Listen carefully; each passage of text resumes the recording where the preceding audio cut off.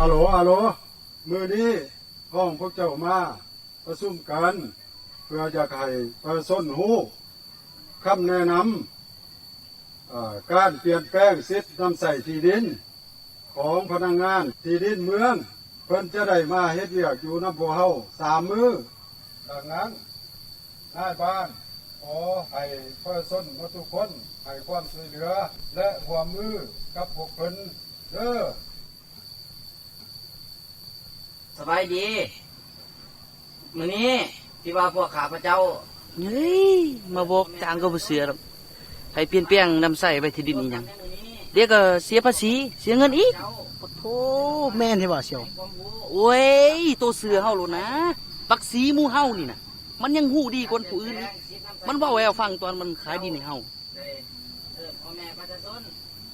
เห็นว่าจะอยู่หลายมือนะจักก็ไปขึ้นทะเบียนกันหมดบ้านแล้วเชียวว่ามีคุณประโยชน์อย่างหลากหลายให้ความรู้เกี่ยวกับการนำใช้แล้วก็การเปลี่ยนแปลงสิทธินำใช้ที่ดินเพื่อให้พ่อแม่ประชาชนรับรู้และเข้าใจเกี่ยวกับการเปลี่ยนแปลงสิทธินำใช้ที่ดิน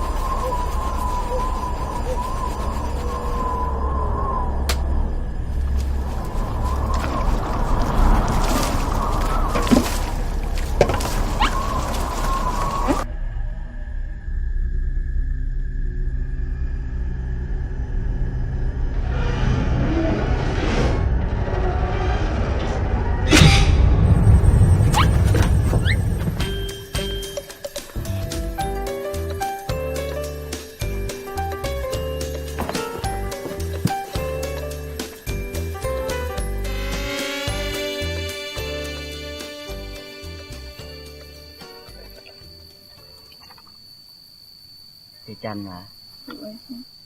โดยได้ซื้อดินน้ำไอซีหวะและพระท่านได้เฮ็ดใบน้ำใส่ที่ดินเนาะและอันนี้เป็นใบชัญญาเนาะ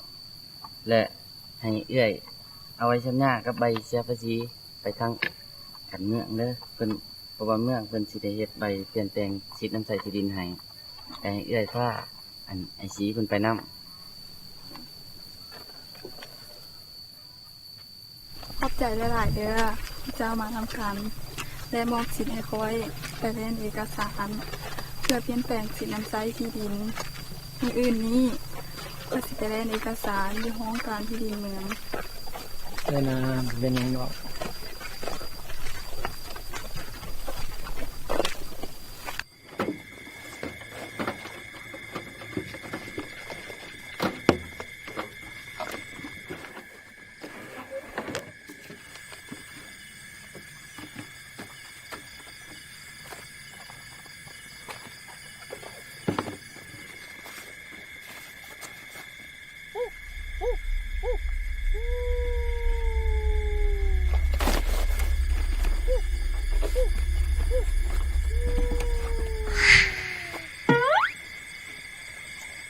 เป็นเฮง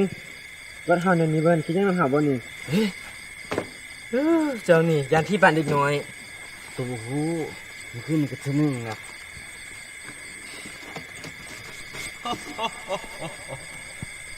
คุณมามันตัวห้องน่ะ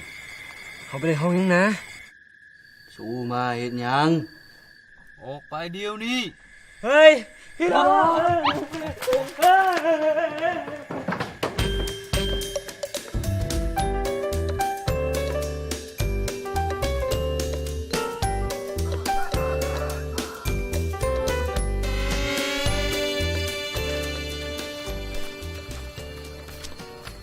จังซี่ไปใส่มาคือว่ามาวัดเกศรโอ้ยนายบ้านเอ้ยก็เมื่อคืนนี่ถือพี่ดอก พี่หลอกวะแน่ใจวะแต่กี้คือบ่เป็นจังซี่นะกระแทโอ้นายบ้านมุนมากก็อยู่น้ำกัน แท้ในบ้าน เมื่อคืนน่ะเป็นตายานแท้ว่า โอ้เนาะ พวกเขาก็ไปเก็บเครื่องดำเนินกิจกรรมพอมื้อนี้ก็เป็นมื้อสุดท้ายแล้ว เออเอา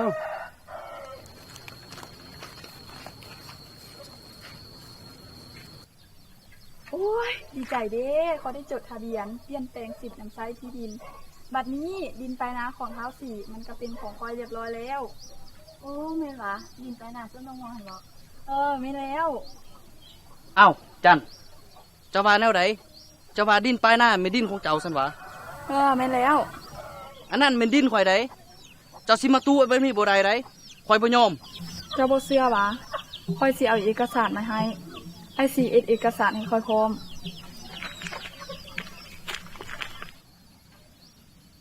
เบิ่งให้เต็มตาซะนี่แหละว่ายังยืนว่าเป็นของคอยเท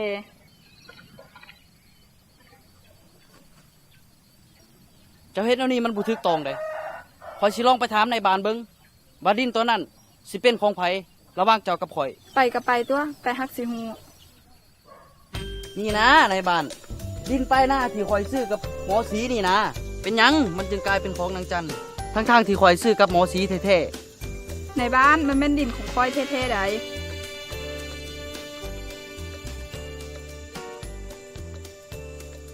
ที่ดินบ้านเอ้ย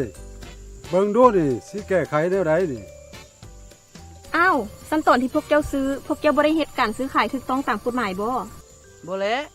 มันว่าสิเฮ็ดยามใดก็ค่าเวียก เอาไปเอามาเลยแล้วซะอีกอย่างหนึงข่อยกับมันก็เป็นเสี่ยวฮักกันเด้มีแต่ตกลงกันจ่ายเงินกันแล้ว มีของข่อยก็ผู้นำใด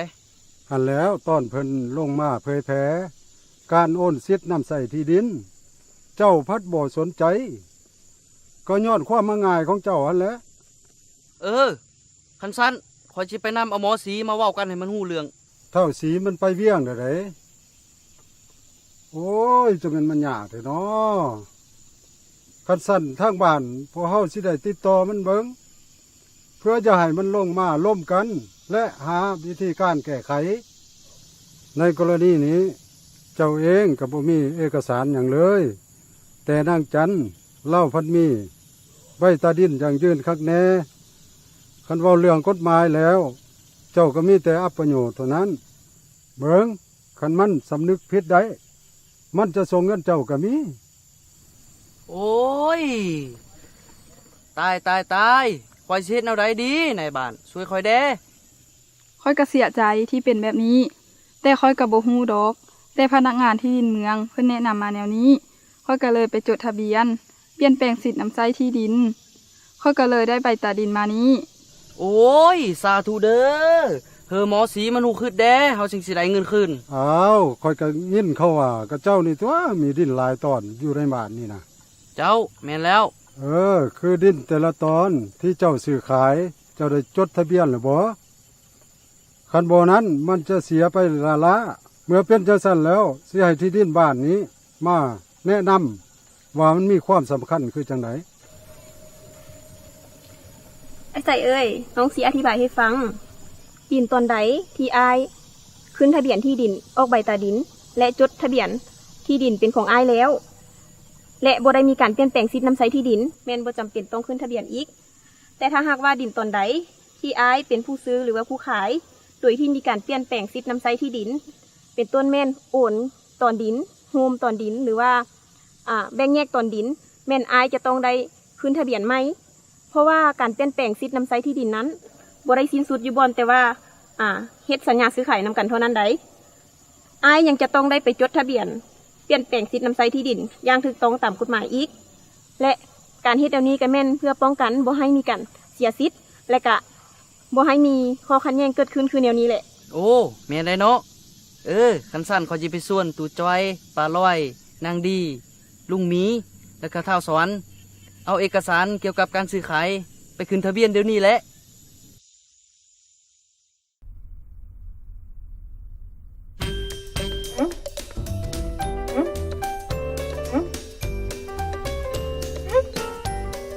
ทุกคนมีว่าอาย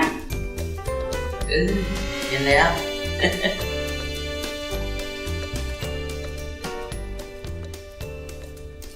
ขอบใจเลยน้อง ที่จดทะเบียนเปลี่ยนแปลงสิทธิ์นำใช้ที่ดินให้อ้ายบ่เป็นหยังดอกอ้ายมันแม่นหน้าที่ของพวกเฮาอยู่แล้วคือน้องเคยเห็นอ้ายมาก่อนนี่แหละบ่หรอกน้องขอบใจหลายๆเด้อ